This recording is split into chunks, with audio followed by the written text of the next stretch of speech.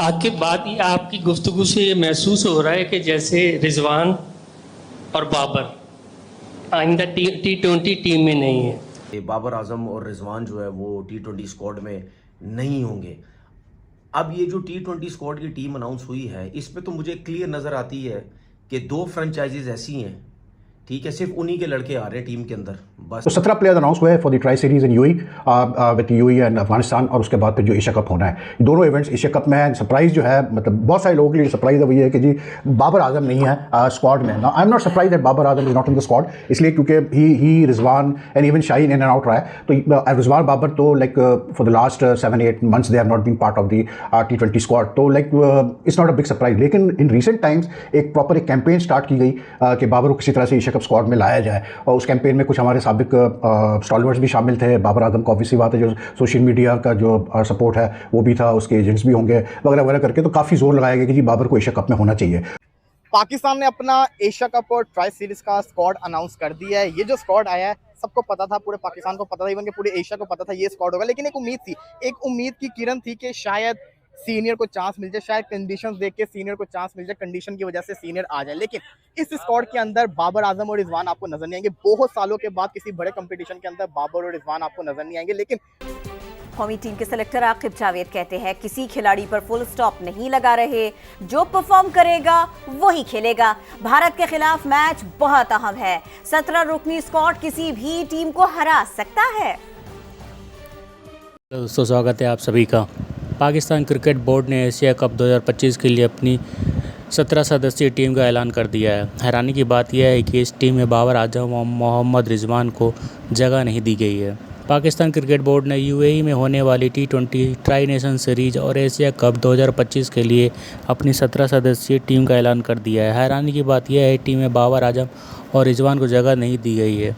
दोनों बल्लेबाज पहले से ही T20 अंतर्राष्ट्रीय मैचों में दौड़ से बाहर हैं, लेकिन एशिया कप में उनके शामिल ना होने से ये साफ़ हो गया है कि T20 फॉर्मेट में पीसीबी इनकी तरफ बिल्कुल नहीं देख रहा है। बासित अली बोल रहा है कि इनसे बस ऐड करा लो, इनको खेलने से मतलब नहीं है। हाफिज़ बोल रहा है बाबर और रिजवान को की प्लेयर बोलना बंद कर दें। की प्लेयर वो होते हैं जो मैच विनिंग परफॉर्मेंस करते हैं और लगातार रन बनाते हैं।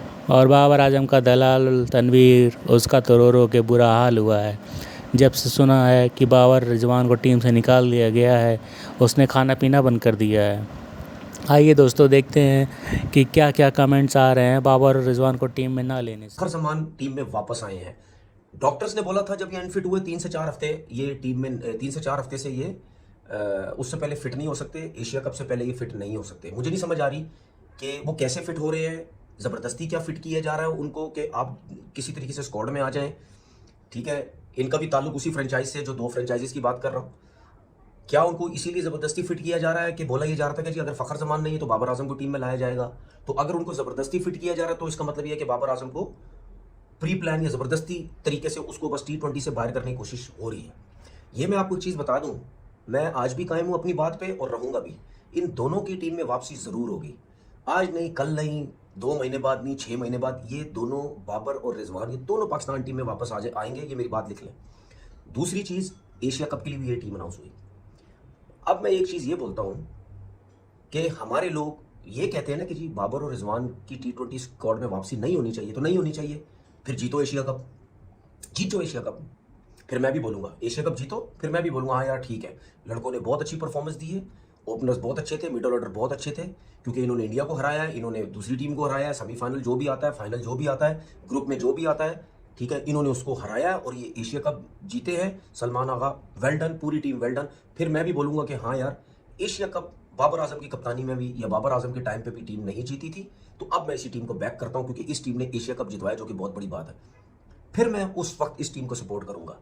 और अगर आप लोग ये चाहते हैं कि ये दोनों बाहर हो तो फिर जितवाएं एशिया कप। अगर नहीं जीतेंगे एशिया कप तो इसका मतलब ये है कि आपकी बैटिंग की परफॉर्मेंस भी कुछ नहीं है, आपकी बॉलिंग की परफॉर्मेंस भी कुछ नहीं है। ट्राइनेशन सीरीज की हद तक तो मैं ये जरूर कह सकता हूं कि ये जो हमारी टीम है ये कम से कम ट्राइनेशन सीरीज तो जीत सकती है, अफगानिस्तान को हरा सकती है। लेकिन एशिया कप में अगर आते हैं उसकी मैं कोई गारंटी नहीं दे सकता कि हमारी टीम क्या परफॉर्मेंस देगी। क्या ये टीम है इंडिया को हरा सकती है जो राउंड का मैच है? क्या ये टीम ऐसी है, उस लेवल की है क्या साहबजादा फरहान बड़े मैच का प्लेयर है? क्या मोहम्मद हारिस बड़े मैच का प्लेयर है? क्या हसन नवाज बड़े मैच प्रेशर के मैच का प्लेयर है? क्या सलमान आगा उस लेवल का परफॉर्म कर पाएगा? क्या आपके पास खुशदिल शाह है, वो कुछ कर पाएगा? क्या आपका पाकिस्तान का बेन स्टोक, फ़हीम अशरफ, क्या वो कुछ कर पाएगा? ठीक है, आपके पास ये सब प्लेयर्स हैं, क्या ये बड़े मैच के प्लेयर्स हैं? वो थोड़ा बहुत आइडिया हमें अफगानिस्तान के अगेंस्ट शायद लग जाए। मुत्तहिदा अरब अमारात में T20 ट्राई सीरीज़ और एशिया कप के लिए पाकिस्तान स्क्वाड का ऐलान कर दिया गया। सलमान अली आगा 17 रुकनी कौमी स्क्वाड की क़यादत करेंगे। साइम अयूब, खुशदिल शाह, हुसैन तलत स्क्वाड का हिस्सा होंगे। मोहम्मद नवाज, मोहम्मद वसीम जूनियर, मोहम्मद हारिस को टीम में शामिल किया गया। अबरार अहमद, फ़हीम अशरफ, हसन अली और हसन नवाज टीम का हिस्सा। साहिबजादा फरहान, सलमान मिर्ज़ा और सुफियान मुकीम भी स्क्वाड में शामिल होंगे। पाकिस्तान, अफगानिस्तान और UAE की ट्राई सीरीज़ 29 अगस्त से 7 सितंबर तक शारजा में होगी। एशिया कप 9 से 28 सितंबर तक अबू धाबी और दुबई में खेला जाएगा। कि बाबर और रिजवान का जो स्ट्राइक रेट वगैरह आया है, जो उनका अंदाज था खेलने का, it was not up to modern day cricket. But obviously yes, Babar has led Pakistan in 3 T20 world cups. उसके अलावा 2 एशिया कप्स में उसने लीड किया पाकिस्तान को, जिसमें एक T20 फॉर्मेट का था, एक वनडे फॉर्मेट का था। उसके अलावा भी उसने 50 ओवर वर्ल्ड कप में पाकिस्तान को लीड किया। फिर अभी रिजवान ने जो है चैम्पियंस ट्रॉफी में लीड किया पाकिस्तान को। लेकिन unfortunately in all these 6 major events we couldn't win even one of them, and except for one 2022 World Cup, T20 World Cup, where we reached the final and lost to England, and the Asia Cup 2022 where we lost the final to Sri Lanka. उसके अलावा तो हम यानी कि qualify भी नहीं कर पाए मतलब प्रॉपर तरीके से। Like the last T20 world cup was a big disappointment, let down for us. तो आई थिंक बाबर रिजवान को उनका काफ़ी मौका मिला है कुछ करने का T20 वर्ल्ड कप में, वो कर नहीं पाए।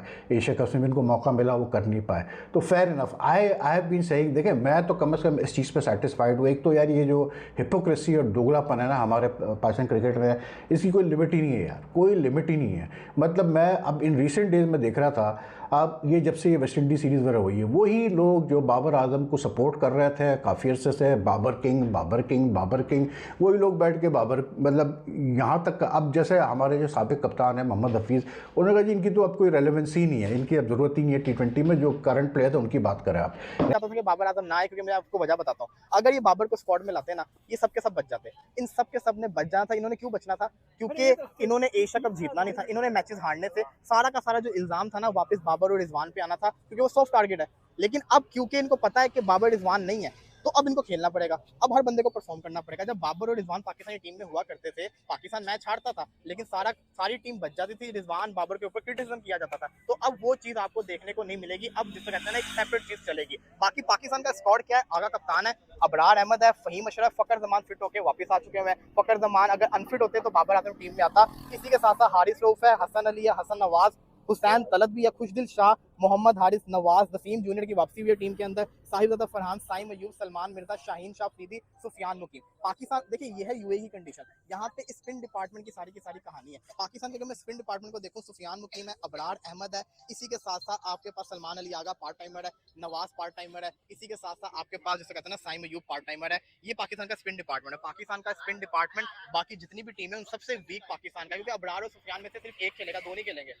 या राशिद खान, मोहम्मद नबी, अल्लाह गजनफर, नूर अहमद, ये सब खेलेंगे। उधर से वरुण चक्रवर्ती, कुलदीप यादव, रवि बिश्नोई, इसी के साथ साथ उनका वाशिंगटन सुंदर, अक्षर पटेल, इनमें से 3 बॉलर खेलेंगे। स्पिन डिपार्टमेंट हमारा वीक है, क्योंकि हमारे पास पार्ट टाइम स्पिनर था। फास्ट बॉलर्स की बात कीजिए, शाहीन शाह अफरीदी है, सलमान मिर्जा को लाया गया, परफॉर्म किया था, उसको टीम में लाया गया है। इसी के साथ साथ हसन अली भी है, हारिस रऊफ भी है। ये पाकिस्तान का पेस अटैक है। बल्लेबाजी की बात करें, वही आपकी प्लेइंग 11 होगी। ओपनर आपके साइम अयूब होंगे, फरहान होंगे या फ़खर जमान होंगे। इसी के साथ साथ वन डाउन के ऊपर आपका हारिस होगा। नंबर 4 के ऊपर कौन होगा? नंबर 4 के ऊपर आपका आगा, या कंडीशन के लिहाज से हसन नवाज। देखिए स्क्वाड आ गया। आगे बात आपकी गुफ्तगू से ये महसूस हो रहा है कि जैसे रिजवान और बाबर आइंदा T20 टीम में नहीं है। अच्छा, ये तो हकीकत है कि बाबर और रिजवान बड़े खिलाड़ी रहे हैं, थे। आजकल उन पर डाउनफॉल आया। जिस तरीके से वो आउट हुए हैं वेस्ट इंडीज़ के खिलाफ रिजवान, वो ऐसा लग रहा है कि जैसे वो डिस्टर्ब हैं। तो आप एज ए बड़ा स्पोर्ट्समैन, एज ए सिलेक्टर, क्या आपने उनको बुलाकर एतमाद दिया है कि भाई अब आप ऐसे करें, आप पे डाउनफॉल आया हुआ तो आप डोमेस्टिक क्रिकेट खेलेंगे, थोड़ा रेस्ट कर लें, आप हमारे लिए असासा हैं? देखिए मैं तो पहली बात पे एग्री नहीं करता कि जी मेरी बातों से आपको लग रहा है कि रिजवान और बाबर कभी T20 नहीं खेलेंगे। आप भी यहाँ, मैं भी इधर हूँ। अगर वो जिस तरह से बाकी प्लेयर्स परफॉर्म कर रहे हैं उस तरह के करेंगे तो वो डेफिनेटली खेलेंगे। और दूसरी ये कि अभी भी आप देखें तो बाबर NCA के अंदर तब से प्रैक्टिस करता है। वो जो कैंप लगे थे उसमें भी माइक ने अरेंज किए थे कैंप्स, उसमें बाबर भी था, रिजवान भी था, उनके साथ डिस्कशन भी होती रही है। एक चीज उनको गाइडलाइंस भी है कि आपने इस तरह से कुछ चीजें हैं उनको आप इस तरह से बेहतर करें, तो कोई ऐसी प्रॉब्लम नहीं है किसी को। एट टाइम्स आपकी ऑप्शन अच्छी आपको मिल जाती है। मैं कह रहा हूँ कि साहब ज्यादा हमारे पास नहीं था 6 महीने पहले जो अभी उसने परफॉर्म किया और आके इस तरह परफॉर्मेंस दे रहे हैं। खेल के मैदान से अहम ऐलान से यूएई में 3 मुल्की सीरीज और एशिया कप के लिए पाकिस्तान के 17 रुकनी स्क्वाड का ऐलान कर दिया गया है। बाबर आजम, मोहम्मद रिजवान और नसीम शाह एक बार फिर नजरअंदाज। सलमान आगा टीम की क़यादत करेंगे। फखर जमान और वसीम जूनियर भी स्क्वाड का हिस्सा हैं। फास्ट बॉलर सलमान मिर्जा भी जगह बनाने में कामयाब हो गए हैं। साइम अयूब, साहबजादा फरहान, हसन नवाज, मोहम्मद हारिस, हुसैन तलत, फहीम अशरफ, शाहीन आफरीदी, हारिस रऊफ, हसन अली, सुफियान मुकीम, अबरार अहमद, खुशदिल शाह और मोहम्मद वसीम जूनियर भी स्क्वाड में शामिल कर लिए गए। ट्रायंगुलर सीरीज 29 अगस्त से शारजा में होगी। एशिया कप 9 सितंबर से 28 सितंबर तक यूएई में शेड्यूल है।